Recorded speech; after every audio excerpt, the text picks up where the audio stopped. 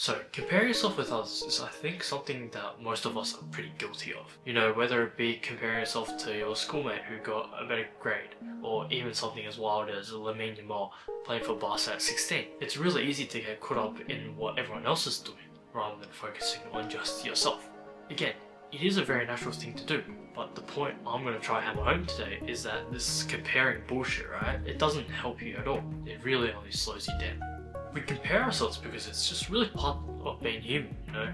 From like being young, we're ranked in like leaderboards and online games and likes and follower counts, like all that stuff is really just, you know, where do I stand amongst others? But clearly, comparing ourselves has the really negative drawback, right? Creating quite a lot of stress, and it's something that we always should really ought to avoid, because who wants all that stress, you know? The problem is, what started as a good way of measuring progress has turned into a way of just making us feel left behind. And so instead of being motivating, it's really just stressing. The tricky thing about comparing yourself is you never really get the full picture. You really only see the surface of someone, you know, their grades, their photos, their achievements. It's really just their highlight reel. Whereas what you don't get to see is the hours they put into studying, the hours they put in the gym, the sacrifices they've made, and the times that they fail. The result is that you end up comparing your sort of worst moments to someone's best moments, and you're never going to win that comparison there. And that leads on to the other problem, which is that there's always just going to be someone better, you know, to compare against. Like, unless you're really like Elon Musk or something like that, right?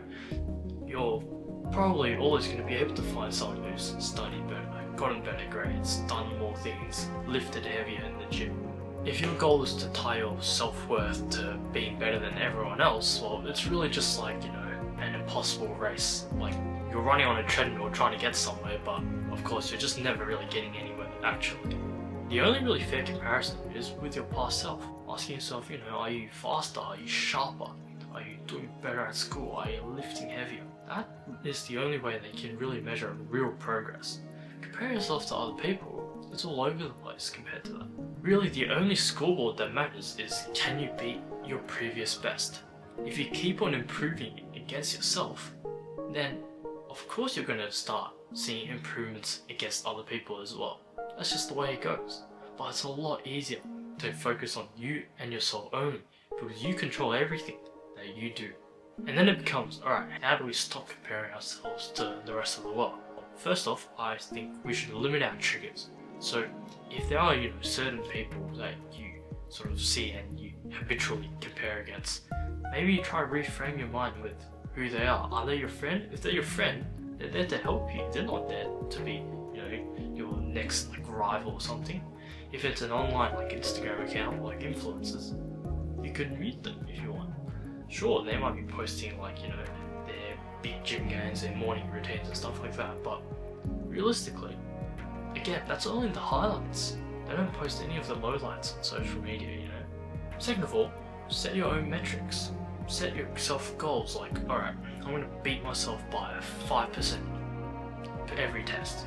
You think about it like that, right? If you beat yourself by 5% every test, well then, at the end, you're going to have sort of like no room to improve any further. You're going to be hitting the max. And isn't that correct? That's what we want to be achieving, right? We don't want to be saying, alright, I want to beat my friend by 5%. Because what if your friend fails? Then that doesn't really mean much. But also, what if your friend gets 100%? Then again, that doesn't really mean much either. The best way is to just go against yourself and yourself only.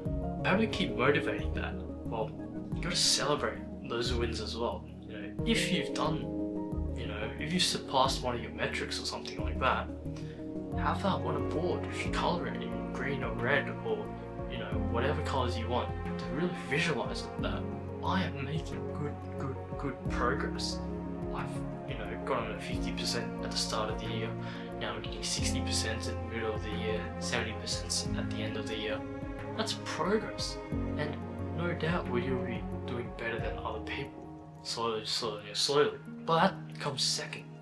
What it comes second to is you improving yourself and making yourself the best version of yourself possible. If you really can't resist looking at other people and, you know, comparing yourself, you gotta also switch that mindset from being jealous of their results oh damn, I lost to them again. Right? We don't want to think about it like that. We want to think about it in terms of curiosity. How are they getting those results? You know, what do they do in the morning? How do they prepare for an exam? How do they, consistently stick to a schedule? If you're learning from people and not just being jealous or annoyed at them, that's the stuff that's going to make you really, really improve, rather than just going after it with like vengeance or like going out for revenge against them. And finally, practice some gratitude. Ground yourself by figuring out what's really good in your life.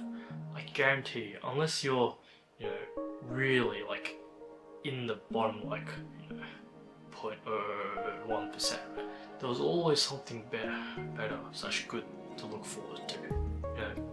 I'm thankful that every morning I can even wake up out of bed, eat my breakfast, do that, and have the ability to have a good routine. Now that I know that, I can then build on. Alright, how do I stay consistent to this? Grounding yourself makes you really appreciate the position that you're in, and that can motivate you to do a lot better as well. The funny thing is, when you stop obsessing over everyone else, you actually grow a lot faster. You're more focused and you enjoy your journey a lot more, because you're not spending all that time trying to suss out what everyone else is doing. You're just continuously improving yourself and yourself onwards and onwards. Isn't that great? You start to realize that life isn't a race at all. Life is not a race. Everyone has different starting lines. Everyone has different finishing lines. Everyone has different obstacles.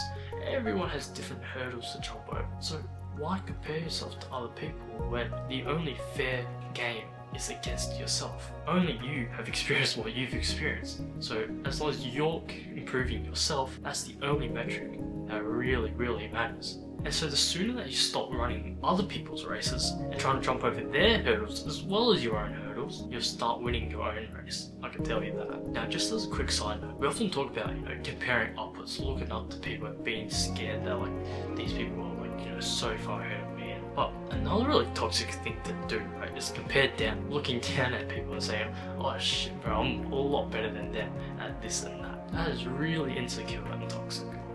Telling yourself that you're better than someone is a really shaky way to give yourself an ego boost. It's really just built on someone else, potentially just tripping up because of their own things. What if next time they do really well, and now all of a sudden you're like, oh man, I've just lost to someone who I beat by 50% last time. Now I'm the stupid one. That's just not good. You've built your confidence on the wrong ground. You've practically defined your self-worth as being reliant on someone else being worse than you, which is just absurd. The second they improve, or you fall back, your confidence crumbles. True confidence doesn't come from being ahead of the people around you. It comes from being ahead of the person that you used to be. If there's one thing I want you to take away, is that comparison might feel like motivation, but it's really just a friction that really grinds you away from your goals. If you want to learn a bit more about building confidence though, I can point you to this video over here, which talks about how I built exam confidence before exam time came around without relying on looking at what other people were doing at all. Have a good one.